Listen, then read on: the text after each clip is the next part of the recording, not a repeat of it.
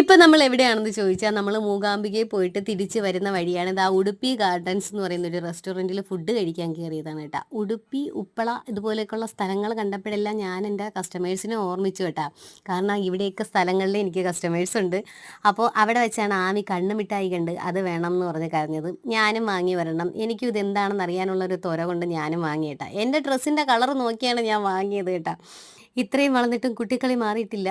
അപ്പോൾ ഞാനും ഒരെണ്ണം വാങ്ങി. ഇത് ഞാനിങ്ങനെ ആകാംക്ഷപൂർവ്വം പൊട്ടിക്കുകയാണ്. ഇതിനകത്ത് എന്താണെന്നറിയാൻ. ഞാൻ ആദ്യമായിട്ടാണ് ഈ സാധനം കഴിക്കുന്നത് കേട്ടോ. അപ്പോൾ കഴിച്ച് നോക്കാനുള്ള ത്വര കാരണം വലിച്ച് പൊട്ടിച്ചൊക്കെ എടുക്കുകയാണ്. ഇത് പൊട്ടിക്കാനായിട്ട് ഭയങ്കര ബുദ്ധിമുട്ടായിരുന്നു കേട്ടോ. ഒരുവിധം ഞാൻ ചളുക്കി പൊട്ടിച്ചാണ് അതിനകത്ത് നിന്ന് ആ സാധനം എടുത്തത് കേട്ടോ.